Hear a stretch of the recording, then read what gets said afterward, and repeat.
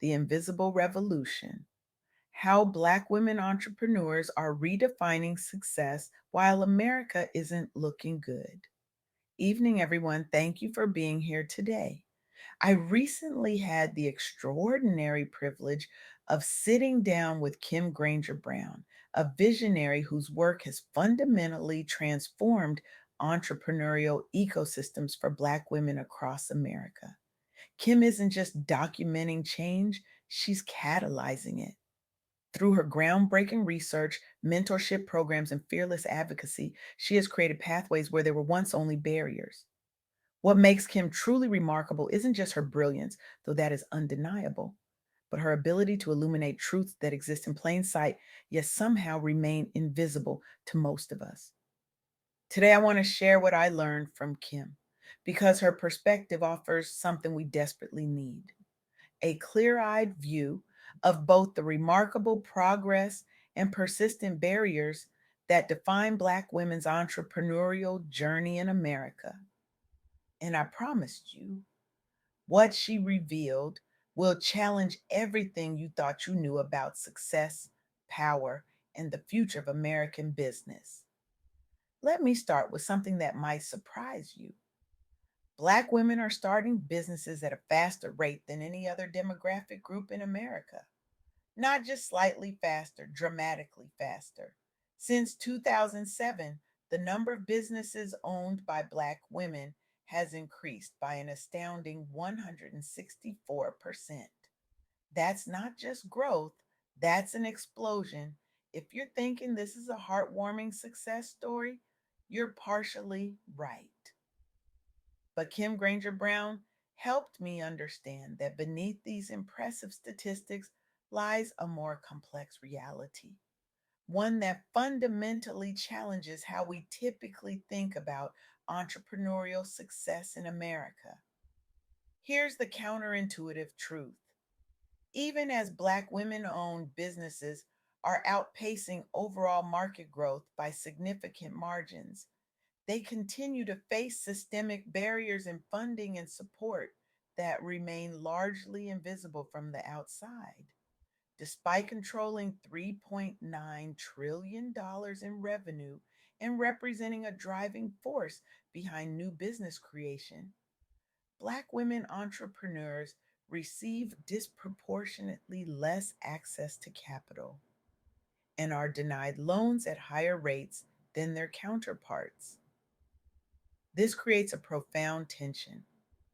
We celebrate remarkable resilience and success while simultaneously confronting the urgent need for structural change within our entrepreneurial ecosystems.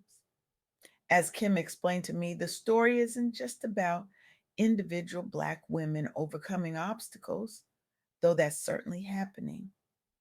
The real story is about how an entire segment of entrepreneurs is reimagining what success looks like when traditional pathways remain partially blocked. Think about that for a moment. When the front door is locked, most people either give up or keep knocking harder. But what if instead you built a better house? That's essentially what's happening here, and it's revolutionary. Let me share three critical insights from our conversation that fundamentally changed how I understand this landscape. First, the growth of Black women owned businesses isn't just about individual achievement. It's about building collective ecosystems where mentorship, capital access, and community support amplify everyone's success. This represents a profound shift from the lone wolf entrepreneur mythology that dominates American business culture. Second, despite impressive growth, systemic gaps persist. Women, and especially Black women, continue to face higher loan denial rates, 25% versus 19% for men, and receive less funding overall despite proven performance. The numbers are even more stark for venture capital, where Black women founders received less than 0.35% of all US venture funding annually. Let that sink in. less than one half of 1%. Third, real progress requires both celebrating wins and advocating for deeper structural changes, from increasing representation among investors to reimagining how we define entrepreneurial success beyond traditional metrics like VC backing or IPOs. Now, I want to move beyond statistics to show you what this looks like in practice through the stories Kim shared with me. Stories that illustrate both the challenges and the innovative solutions emerging in this space. Imagine being Natalie Madeira Caulfield. You've studied the legacy of Madam C.J. Walker, America's first self made female millionaire, and a Black woman who built her fortune during the Jim Crow era. You look around and see that a century later, many of the same barriers still exist. What do you do? If you're Natalie, you don't just get angry, you get organized. You found Walker's Legacy, a national organization dedicated to empowering multicultural women entrepreneurs. You develop culturally specific programming that addresses the unique challenges these women face. You create local chapters nationwide to build community. You partner with government agencies to distribute resources. The results? Over 10,000 multicultural women reached through programs. Participants reporting dramatically increased confidence in accessing capital and mentorship opportunities. National expansion within 5 years. And recognition by Forbes as one of America's top business networking associations. But perhaps most importantly, Walker's legacy helped normalize conversations around race and gender equity in entrepreneurship, while directly improving outcomes for thousands across industries. This is what ecosystem building looks like in practice. Or consider Ariane Simone's story. After graduating from Florida AANDM University, Simone launched her own business and went seeking investment. Despite her strong credentials, she was repeatedly turned down. One day she had a realization: I need to become the investor I was looking for. That epiphany led her to create the Fearless Fund, specifically designed to invest in early stage businesses led by women of color. Simone didn't just identify the stark disparity in venture capital allocation, she created a solution. She built an investment vehicle for us by us. The Fearless Fund has invested millions into dozens of high growth startups led by Black and African American founders who previously lacked investor access. Within 3 years, it became one of the most prominent VC firms focused exclusively on minority women founders, catalyzing broader industry discussions about diversity benchmarks. What's particularly powerful about the Fearless Fund is how it shifts narratives around what scalable success looks like when more diverse leadership gets funded. It challenges the notion that there's a shortage of qualified, diverse founders, revealing instead that there's been a shortage of investors willing to look beyond traditional networks and pattern matching. Then there's Richelieu Dennis, who, after selling Sundial Brands to Unilever, could have simply enjoyed his success. Instead, he created the New Voices Fund, a $100 million fund designed exclusively for investing in companies owned or led primarily by women of color. What makes the New Voices Fund distinctive is its approach to a specific challenge: the lack of sizable institutional backing historically available only to white or male founded brands. Even when women of color led companies demonstrate strong consumer traction and profits, the fund sought out beauty and wellness brands with authentic ties to underserved communities and provided not just cash, but operational expertise and networking. The outcomes have been transformative, fueling rapid expansion and acquisition opportunities for brands like Miel Organics and Beauty Bakery. Dennis used proceeds from his Unilever deal explicitly to create generational wealth via reinvestment into others walking similar paths he once walked alone.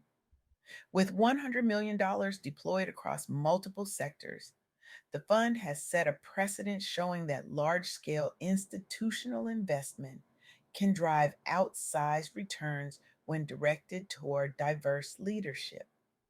These stories reveal something profound about what Kim Granger Brown helped me understand. When we talk about Black women entrepreneurs, we're not just witnessing individual success stories. We're witnessing the emergence of entirely new models for how business can function, models built on collective advancement rather than just individual achievement. This brings me to a deeper truth that emerged from my conversation with Kim. The traditional narrative about entrepreneurship in America is deeply rooted in individualism, the lone genius, the self made billionaire, the disruptive innovator who succeeds against all odds. It's a compelling story, but it's also incomplete. What Black women entrepreneurs are demonstrating is that there's another path, one that values community, that prioritizes lifting as you climb, that measures success not just in dollars raised, but in doors opened for others. This isn't just a different approach to entrepreneurship, it represents a fundamental reimagining of what business success can look like. As Kim told me, when you've been systematically excluded from traditional pathways to success, you don't just find another way in. You often build something better, something that works not just for you, but for your entire community. This perspective helps explain why Black women are starting businesses at such remarkable rates despite receiving so little institutional support. It's not just about creating individual wealth, though that matters enormously. It's about creating alternative economic systems that serve communities traditional businesses have often overlooked. But here's where we need to be careful. It would be easy to romanticize this resilience, to celebrate Black women's ability to thrive despite systemic barriers without acknowledging that those barriers shouldn't exist in the first place. The fact that Black women entrepreneurs have found ways to succeed despite receiving less than 1% of venture capital isn't just an inspiring story of overcoming obstacles. It's also a damning indictment of a system that continues to undervalue their potential. This is the tension Kim Granger Brown helped me understand. We must simultaneously celebrate extraordinary achievement while acknowledging the unnecessary hurdles that remain. We must recognize both progress and persistent inequality. We must honor resilience without accepting the conditions that make such resilience necessary. So, where do we go from here? The revolution happening in Black women's entrepreneurship isn't just changing business, it's changing the very definition of success in America. And it demands that we ask ourselves what might be possible if we remove these barriers entirely? How much human potential, how much innovation, how much prosperity are we leaving on the table by maintaining systems that exclude rather than include? I challenge each of you today, whether you're an investor, a business leader, a policymaker, or simply someone who cares about creating a more equitable world, to examine your own power and privilege. Ask yourself, how am I contributing to these barriers? How can I help dismantle them? How can I support not just individual Black women entrepreneurs, but the revolutionary models of success they're creating? Because make no mistake, this isn't just about supporting Black women entrepreneurs. as a matter of social justice, though that would be reason enough. It's about recognizing that their success represents a powerful new model for how business can function, one that values community alongside profit, that measures success in terms of collective advancement rather than just individual achievement. In a world facing unprecedented challenges, from climate change to growing inequality, we need precisely this kind of reimagining of success. We need business models that heal rather than extract, that connect rather than divide, that lift up entire communities rather than just individuals. The invisible revolution is happening. The question is, will you see it? Will you support it? Will you help build a world where it's no longer invisible? Thank you.